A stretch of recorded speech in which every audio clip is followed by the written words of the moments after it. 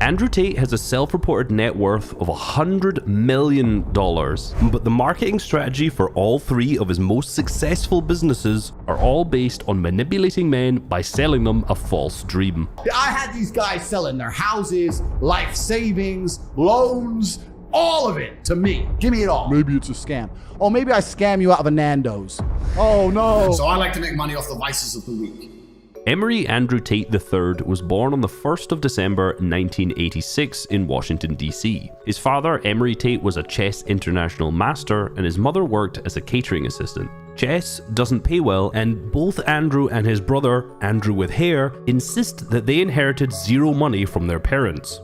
Dad was the man, but he never had a penny. And you know what? This is one of the accusations that if you say it to my face, I'll straight knock you out. Andrew Tate first gained notoriety and success as a 4-time world champion kickboxer. In the early days of his career, he was sponsored by UK fighting gear supplier Sidekick Boxing. Here, he was earning £1,000 a month and gambling it all. My Sidekick money came yesterday. I played a bit of Baccarat. 1, 2, 11, 12, 13, 14, 21 grand. Now, kickboxing isn't boxing. The highest reported earner from kickboxing is Badr Hari, who has an estimated $16 million net worth, which doesn't even come close from the top 10 earners from boxing. But Andrew is still making a pretty penny competing at the highest level. So I'd make like $100,000 a fight. You fight 2 or 3 times a year. You pay 20% to your manager. You pay taxes, but you're not rich. Tate himself says he was earning around $100,000 to $200,000 per year. By the age of 27 in 2013, he'd made his first million. Now, take that with a grain of salt because he also said this in the same sentence. And then I became a trillionaire quite recently. With the insane rise of the UFC over the last decade, he made an attempt to switch over. Naturally, it seemed like a much more lucrative career. Unfortunately, he didn't have what it takes to start an entirely new fighting career from scratch. At the age of 28, I thought I don't have the gumption to start again.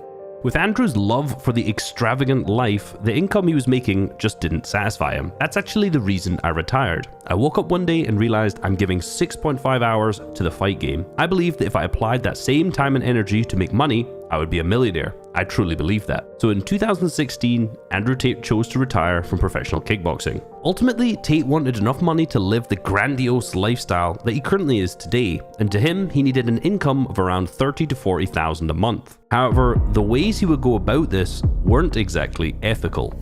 Around this time in 2015, the Tate brothers had an idea of how to make a lot of cash. A webcam business. They understood that there's a plethora of guys out there that are willing to pay money to get the attention of beautiful women. Now, a webcam business by itself isn't necessarily unethical or a scam, but it's the way that it was run by the Tate brothers that certainly made it so. What was the most that one person sent to a model? Total. Million?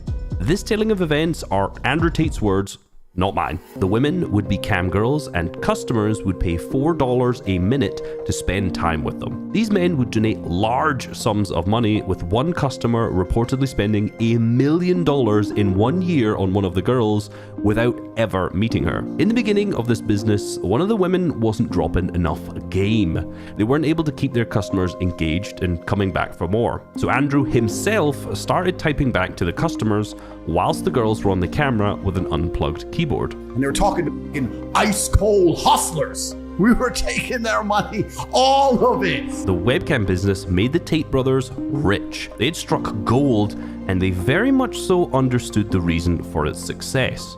Beta males, as Tate refers to them, also, potential human trafficking. It's not even just about sex, because porn is effectively free now. It's about attention. It's about interaction. Yeah. And these betas do not get genuine interaction from hot girls. You see, the Tate brothers got these girls to sell the dream. You can't be a 10 talking about how you've been to Dubai to some fucking dude in Minnesota who's fat. He ain't gonna ever believe that he's gonna get you that way. You gotta lie to him. You gotta lie to him. Make him think that if he's serious about you, that nothing else matters. Sell the dream, sell the dream, sell the dream. I had these guys selling their houses, life savings, loans, all of it to me. Give me it all. Now, given the nature of camgirl work, you may not think this is that manipulative, but it's the way that he kept the customers engaged for long periods of time with false promises that definitely made this a scam. They'd want to meet the chick, right? I only did a meeting once ever. I had a big customer, with my best girl. But after they meet the girl once, the fantasy's now ruined. Like, so now they're like, okay, when can we meet again? And you end up like losing the customer because you can't keep meeting him. Girl doesn't want anything to happen. So you got to kind of keep it in the fantasy world. So we learned from this. After this, girls cannot meet guys under any conditions. So what the girls would do is they promise meetings. And here's, maybe this is a bit bad. Here's where the famoose would start. If you didn't know, famoose is to swindle or take advantage of a person, by the way. Because they get some guy, fall in love, they'd arrange today to meet, all this shit, I need a visa. Or how much you need? All right, 10 grand. Boom, it's 10 G's. Thanks. Wow. Go to the embassy, take a picture outside the embassy, boom, come back. They rejected my visa. They said we have to wait 2 weeks. After 2 weeks, they'll give it to me. Okay, baby, boom, 2 more weeks of tips. Boom, boom, boom, boom. Because now he thinks it's good, right? Eventually, the girl, what she would do is she'd say, oh, I don't want to go embassy. She'd give a really lame excuse to try and provoke the man to get angry. So she'd say, the embassy want me to come back, but I have a headache. That was the one we'd use. He'd be like, I just sent you $1 million. You promised you were going to come. You said you had to delay. Now you're saying you have a headache and you won't go to your appointment. To make him mad on purpose, because that would annoy any man. But here's the thing. The guy would get pissed off, right? And leave, stop tipping her, stop coming to him. But for these men, that's the only chick in the world, the only hot chick in the world who talks to him. Maybe it takes a week, maybe it takes 2 weeks, maybe it takes 3 weeks. Sitting there going, maybe she was gonna come. Maybe I just got too mad when she had a headache. Maybe I should have been a little bit more patient and she would have been my girlfriend. And 100% of the time, in less than 3 months, with an apology, a brand new pile of money, and the cycle would repeat. Of course, he doesn't feel like he's doing anything wrong in this business. Feel bad or no? No, to give a solitary fuck. Frankly, it's clear that the way this business was run was to intentionally manipulate and extort as much money from these vulnerable men as possible. The business grew to 75 women total, and in their best month, Andrew reportedly pocketed $454,000 himself. You can just summarize it as, he was a pimp. Not my words, he sold a course titled Make Millions with Internet Pimping. The rabbit hole goes deeper though, since there are multiple allegations that some of these women were part of a human trafficking organization led by the Tate brothers, and that Andrew Tate kept their passports away from the women so they couldn't leave. Using the money he got from the webcam business and the connections that he had from kickboxing, he ended up franchising a large amount of casinos in Romania. There's conflicting information online around how many he's actually invested in, but it seems to be around 15. This reportedly nets him a monthly income of $1 million. And this is his justification for why he chose to invest in casinos. Well, I make money from the vices of weaker men, and that's how I made money with webcam. And someone said, well, you should get into the gambling industry because all these gambling addicts ruin their lives giving their money away. And I thought, that's a good idea. So I like to make money off the vices of the weak.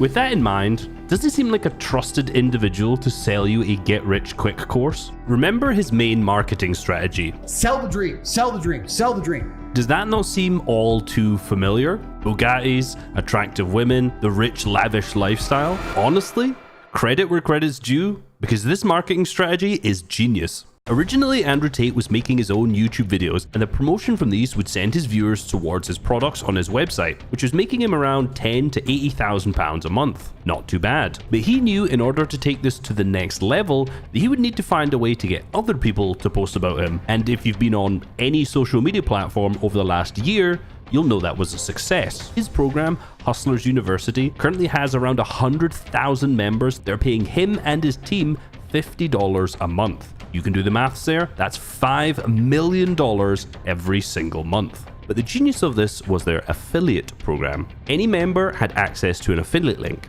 Sign someone else up and you get around 50% of the sales. So let's say $25. Some places also say it's $5, I'm not entirely sure. This led to people creating TikTok fan accounts of Andrew Tate with the only objective to be repurposing all of the long form content that Tate was putting out and to put it into short form content. And of course, these accounts all had an affiliate link in their bio to Hustlers University where they would gain 50% of the sales. This flooded TikTok, Facebook, YouTube Shorts, and Instagram with Andrew Tate content. Combine this with the charismatic delivery and the easily shareable controversial takes, it's no surprise that Andrew Tate was the most Googled man in July of 2022. The affiliate program has since been closed as it came under severe criticism for basically being a pyramid scheme. His strategy is the oldest trick in the YouTube book. Sell success by showing success regardless of how you actually made that money. This message is amplified by the viral success of Tate's message, and it's no surprise that Hustlers University is raking in around $5 million